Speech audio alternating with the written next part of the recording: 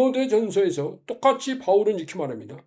하나님은 모든 사람이 구원을 받으려 진리를 아는 데 이르시기를 원하시느니라. 모든 사람이 구원받기 원하셔. 그런데 믿음은 또 모든 사람 것이 아니야. 가브람 TV를 찾으신 여러분 진심으로 환영하고 주의 이름으로 축복합니다. 오늘은 제가 이것이 하나님 교회다의 제 2단원 3과 이 말씀을 창세전에 그리스도 안에서 선택된 교회, 지금까지 이 남은 자에 대해서 쭉 말씀을 드리다가 지금 세 번째 만나 뵙습니다. 이 남은 자라고 하는 것은 어떻게 보면 하나님이 절대적으로 하나님이 강압적으로 불러서 주님 앞에 오도록 만들었다고 하는 것이 아니라 두 가지 있다고 그러죠. 절대적인 것과 선택적 그 말씀인데, 바울은 로마서 15장 9절에서 이런 말씀을 합니다. 이 시편을 인용한 겁니다. 이방인들도 그 긍휼하심으로 말미암아 하나님께 영광을 돌리려 하려 하심이라. 기록된 바 그러므로 이 열방 중에서 주께 감사하고 주의 이름을 찬송하리로다 함과 같으니라 라고 기록했는데, 로마서 16장 26절에서는 이렇게 말씀해요. 복음은 모든 민족의 것이다. 이게 바울 사도의 외침입니다. 복음은 모든 민족의 것이다. 그래서 성경은 남은 자들의 역사. 어떤 사람이든 성경은 남은 자들의 역사라고 말할 수 있습니다. 노아와 아브라함이 남은 자였어요. 이스라엘 민족이 남은 자의 민족입니다. 그 중에서도 소수만이 남은 자였습니다. 이스라엘 민족이라고 다 남은 자가 아니에요. 이방인 중에서도 남은 자가 많습니다. 그래서 창세기 25장 23절에 보면 하나님께서 야곱과 에서가 태어나는 장면이 나와요. 리브가에게 주신 말씀인데, 여호와께서 그에게 이르시되 두 국민이 내 태중에 있구나. 리브가의 태 속에 두 국민이 있어요. 두 민족이 내 복중에서부터 나누이리라. 이 민족이 저 족속보다 강하겠고 큰 자가 어린 자를 섬기리라. 25장이 나옵니다. 창세기 25장 23절에 대한 바울의 기록은 이렇습니다. 여기에 대해서 바울의 기록이에요. 로마서 9장에 가서요. 이 자식들이 아직 나지도 아니하고 무슨 선이나 악을 행하지 아니한 때에 택하심을 따라 되는 하나님의 뜻이 행위로 말미암지 않고, 자기들의 행위로 말미암은 거 아니에요. 오직 부르신 이로 말미암아 서게 하려 하사 리브가에게 이르시되 큰 자가 어린 자를 섬기리라 하셨으니, 기록된 바 내가 야곱은 사랑하고 에서는 미워하였다 하심과 같으니라. 그런즉 우리가 무슨 말을 하리요? 하나님께 불의가 있느냐? 그럴 수 없느니라. 모세에게 이르시되 내가 긍휼히 여길 자를 긍휼히 여기고 불쌍히 여길 자를 불쌍히 여기라 하셨나니, 그런즉 원하는 자로 말미암음도 아니요 다른 박질하는 자로 말미암음도 아니요 오직 긍휼히 여기시는 하나님의로 말미암습니다. 여러분, 이 말씀만 보면요, 왜 하나님께서 여기 보면 절대적 선택자도 아니고 또 자기 절대적으로 하나님 부름받은 아니고 선택적으로 부름받은 사람이 아닌 사람, 하나님이 왜 에서는 버리고 야곱을 선택하는가? 이것을 여기 대해서 우리는 요거는 좀 경우의 수라고 볼 수 있는데요.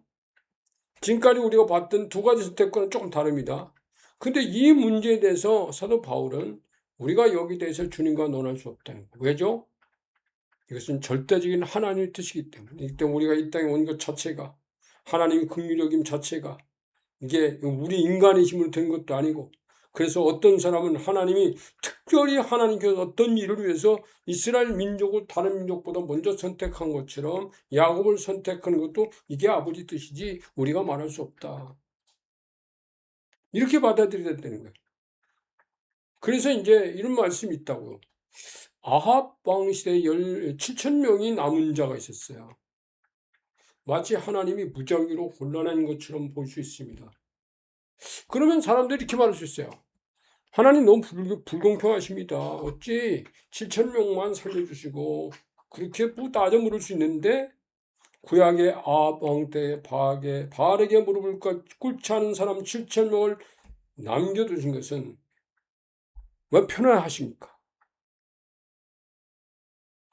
세상을 구원하러 오셨다는 분이, 세상을 사랑하신다는 분이 왜 골라서 구원하십니까? 라고 따져 물을 수 있다는 거예요.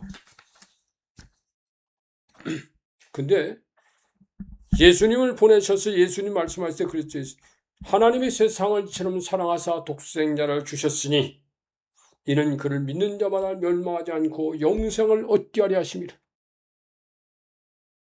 여기에 붙은 단서 조항은 하나님의 지혜에 있어서는 이 세상이 자기 지혜로 하나님을 알지 못함으로 하나님께서 전도에 미련한 것으로 믿는 자들을 구원하시를 기뻐하였도다. 여기서 보세요. 믿음은 미련하게 보이는 전도에 응해야 한다는 겁니다. 이게 뭐죠? 그러니까 이거 보면 하나님이 전도라고 하는 것을 교회에서 만들었어요. 교회는 그 교회 안으로 하나님이 경륜 속으로 들어오지 못하는 자들을 불러들이는 작업을 하는 거예요. 이게 전도입니다. 내가 불신자들이 볼 때는 예수 믿으라고 전도하는 사람들이 미련하게 보일 수 있어요. 근데 너희들이 미련하게 보이는 저들을 통해서 너희를 불렀는데 너희가 나에게 돌아오지 않았다. 이렇게 볼 수 있다고. 그리고 이 바알에게 무릎을 꿇지 않은 것도 바알의 이 사람들만의 이 하나님만의 선택이 아니라 이들이 절대로 이 바알에게 무릎을 꿇지 않은 것은 저들의 행위 때문에 남겨진 자라고 볼 수 있다는 거예요. 자기가 안 꿇었으니까요. 그래서 구원은 무작위가 아닌 믿으라고 보내준 아들을 믿음으로 선택한 자가 남은 자가 된다는 거죠. 이 자기가 믿으라고 주신 자를 믿은 것이 바알에게 절하지 말라고 말씀하신 그 말씀을 받아들인 자에게 예수 그리스도를 주님으로 믿으라고 독생자를 믿으라고 주신 자에게 그러면 남은 자가 될 수 있다. 그 안에 들어가면 나는 내게 오는 자를 거절한 적이 없으니 하나님은 거절한 적이 없습니다. 그 책임은 너희들에게 달려있을 뿐이라고 답하실 것입니다. 하나님은 세상을 사랑하시지만 멸망이 아닌 영생의 길은 하나님의 절대적인 선물로 오셨어요. 사랑하시면서 절대적으로 예수 그리스도를 보내셨잖아요. 죗값을 지불하려고. 대속의 은혜를 믿는지 믿음은 너희 선택이야. 이 길 외에는 다른 길이 없다. 이게 주님 말씀입니다. 그러므로 예정이란 다음 두 가지 의미를 다 지닌다고 볼 수 있어요. 첫째는 하나님의 절대 주권으로의 부르심. 하나님의 절대적으로 부르시는 것도 우리 항의할 수 없습니다. 그리스도 아니라는 절대 범주 안에서 그들도 그리스도 안에 들어야 돼. 절대적으로 불렀던 자기 상태적으로 자기가 선택을 해서 왔던 그것은 그리스도 아니라는 범주 안에 있지 않으면 안 된다. 그래서 이제 어떤 분들은 이렇게 말합니다. 하나님 나라 정문에는 팻말이 있다는 거예요. 아무나 와도 좋소. 아무나 와도 이 안으로는 아무나 올 수 있어. 라는 팻말이 쓰여 있다는 거예요. 그래서 그 뒤에 가서 팻말 뒤에는 이렇게 써 있다는 거예요. 내가 너를 불렀느니라. 아무나 와도 좋소. 근데 내가 너를 부르는 거예요. 모든 사람이 부름받은 혜택 속에 있다는 거죠. 혹은 어떤 야곱이나 나실인처럼 세상에 태어나기 전부터 예정된 선택을 입은 자들도 있어요. 이에 대해서 하나님께 편애하고 불의하다고 말할 수 없다는 겁니다. 로마서 9장 21절에는 토기자기가 진흙 한 덩이를 가지고 귀한 것을 만들든 천한 것을 만들든 그의 절대 권한은 주님 하나님의 권한이 되는 거예요. 그분에게 달려 있다는 거예요. 그러나 이 절대적인 부르심 소명까지도 그리스도 안으로 부르신 것이라고 바울은 디모데에게 보내는 편지에서 확인시켜줬어요. 성경은요. 자, 데살로니가후서 3장 2절입니다. 이는 그를 믿는 자마다라고 문을 열어놓으실지라도 믿음은 모든 사람 것이 아니지라. 모든 사람이 들어올 수 있다고 문을 열어놓으실지라도 믿음은 모든 사람 것이 아니래. 하나님은 억지로 절대적인 주권자 말고 억지로 부르지 않고 내가 너에게 돌아올 수 있는 길을 마련했는데 그랬을지라도 믿음은 모든 사람 것이 아니라는 말은 나는 저 길로 들어가지 않을 거야. 나는 저 집안으로 안 들어가. 네 결단이 돼. 근데 이제 여기 보면 디모데전서에서 똑같이 바울은 이렇게 말합니다. 하나님은 모든 사람이 구원을 받으려 진리를 아는 데 이르시기를 원하시느니라. 모든 사람이 구원받기 원하셔. 그런데 믿음은 또 모든 사람 것이 아니야. 왜냐? 인간의 자유의지에 인간의 자유 선택권이 자기가 택했기 때문에. 이러므로 그리스도 안에서 예수를 향해 큰 근심과 그치지 않는 고통을 담은 사랑의 마음을 가진 바울처럼 그리스도 안에서 이리 들어오라고 여기 와야 산다고 불러야만 한다. 전도에 밀어난 방식을 우리가 사용해야 된다는 거예요. 왜요? 하나님이 모든 사람 부르고 계신다는 거예요. 모든 사람 나는 부른다. 절대적인 권능으로는 부를 때도 있지만 어떤 경우는 다른 사람을 통해서 듣고 오는 거예요. 주님의 절대적으로 부르심과 주님의 사람의 부르심 이 두 가지를 다 사용한다는 거예요. 하나님이. 저희 얘기를 좀 하겠을게요. 저희 집에서 주님 앞에 돌아온 분 중에 제일 늦게 온 분이 저희 아버지세요. 저희 아버지는 예수 안 믿었어요. 저 교회에 대해서 관심도 없었고, 근데 참, 나중에요. 어떤 일이 벌어졌냐면, 그 당시에 우리가 어릴 때니까, 가을에 그 지붕에 영도 였고, 뭐 이제 시골에서 농사를 지니까, 지풀 넣어요. 이영을 엮고 뭐 하잖아요. 근데 이영을 엮다가, 그때는 이제 가을 타작을 다 마치고 한 11월 말쯤 가서니까 날씨가 상당히 싸늘할 때입니다. 갑자기 한쪽 손이 마비가 됐어요. 이게 움직이질 않아요. 근데 시골에서 일하는 사람이 한쪽 손이 움직이지 않으면 아무 일도 못합니다. 그러니까 이제 이 아버지가 침을 잘 놓는 분을 유명한 침을 잘 놓는다는 분에게 찾아갔어요. 침을 맞았어요. 하루 이틀 3일 맞아도 이게 그대로 있어요. 그러니까 이제는 이제 병원으로 찾아가네요. 병원으로 갔어요. 병원 또 다녔습니다. 하루 이틀 3일 아무리 다녀도 이게 움직이질 않아요.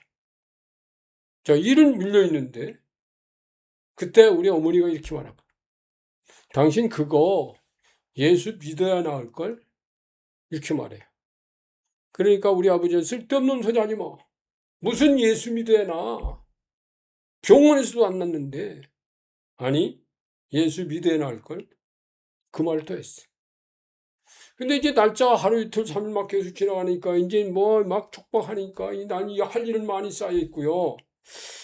이제 그 주일날 저녁이었다는 거예요. 주일날 저녁에 근데 11월 말쯤에 저녁은 시골 교회는 굉장히 캄캄한 밤이에요. 캄캄한 밤중에 그 아버지가 저희 어머니 뒤를 따라서 교회로 간 거예요.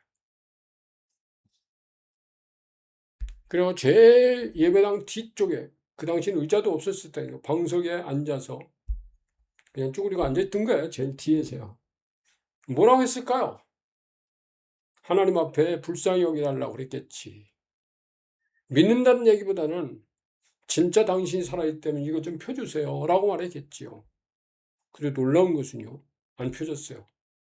근데 진짜 놀라운 게 예배를 끝나고 어머니를 따라서 저희 집과 그 교회까지는 한 300~400m밖에 안 떨어졌어요. 집으로 돌아오는 길에 중간에서 갑자기 손이 펴졌어요. 움직이기 시작하는 거. 놀라운 일이 났어요. 근데 이 사건 하나가 우리 아버지가 하나님이 살아계시다는 것을 받아들인 거예요. 의사도 아니고 침 놓는 사람도 아닌 저 하나님이 이거 우리 아내 말이 맞네. 예수 믿어야 나을 걸 그랬는데 예수는 아직 안 믿고 교회 가서 예배만 한 번 드리고 왔어요. 그러니까 만약에 그가 그날 포기했으면 하나님이 도로 굽붙여질지도 몰라요. 근데 그 돌아와서 그 아버지는 담배를 한 대 불었어요. 근데 그 담배가 막 입안에서 얼마나 쓰고 구역질이 나는지 다 뱉었어. 그리고 담배를 버렸어요. 나 이 담배 못 피겠다. 술도 끊었어요. 담배도 끊었어요. 그리고 교회 하나님 앞에 나갔어요. 그러다가 그때부터 괜찮았어요. 그러면서 이제 하늘나라로 가셨는데 이 사건은 뭘 말하는 걸까요? 예수 믿어야 나을 걸 이라는 게 우리 어머니의 전도입니다. 이 말을 듣고 따라 나섰더니 하나님은 그 어머니의 전도를 받은 그 사람에게 하나님이 구원의 은혜를 주시더라. 이건 하나님 하신 거죠. 남은 자가 된 겁니다. 남겨진 자가 됐었는데 우리 아버지는 정말 우리 안에서 남겨진 자가 될 뻔했는데 하나님께서 하나님의 구원으로 남은 자, 구원으로 부르신 남겨진 자가 됐어요. 참 이런 권능으로 하나님 부르실 때도 많습니다. 여러분 사실은 이 땅에요. 많은 사람들이 하나님이 살아계심을 눈으로 확인하고 경험한 다음에 주님 앞에 항복하고 나간 사람이 많아요. 근데 그 하나님이 보여주시는데도 항복하지 않는 사람도 있어요. 하나님이 살아계심을 절대적으로 보고서도 믿지 않는 사람도 있어요. 그건 왜일까요? 그건 하나님 그렇다고 해서 거기서 와신 무슨 문제를 일으키고 그렇진 않는단 말이에요. 그러니까 여러분, 하나님은 우리에게 주시는 너의 선택권을 절대적으로 하나님이 보장해 주신다는 말씀이지. 그럼 왜 하나님은 남은 자를 부르셨을까? 예수님이 자기에게 주신 사람들을 우리와 같이 그를 또 하나가 되게 하옵소서. 요한복음 17장 11절의 말씀이에요. 우리와 같이 그를 또 하나가 되게 하옵소서. 아버지. 이게 주님의 마지막의 기도입니다. 그 주님의 기도가 이 땅에 수많은 사람을 지금 부르고 있어요. 그리고 주님 앞에 항복하고 나가서 믿고 최종적으로 남은 자로. 여러분 오늘 하나님은 우리를 이 땅에 남은 자로 남겨준 일에 하나님 감사해야 됩니다. 그래서 어떤 것보다도 어떤 선택보다도 오늘 이 하나님의 경륜 속에 들어와 있다는 이 자체가 너무 감사했어요. 우리는 하나님의 나라의 하나님의 일꾼으로 어떤 역할을 감당하든 이것은 남은 자의 사기다. 받아들이시기를 주의 이름으로 축원합니다. 기도하시겠습니다. 좋으신 아버지 감사해요. 오늘도 하나님의 정말 이 지구상의 수많은 사람 가운데 우리는 하나님의 남은 자, 하나님의 집에 그리스도 안에 속하게 하신 것 감사합니다. 이 능력으로 이 땅을 하나님 주의 증거자로 살게 하여 주세요. 예수 그리스도 이름으로 감사하며 기도합니다. 아멘.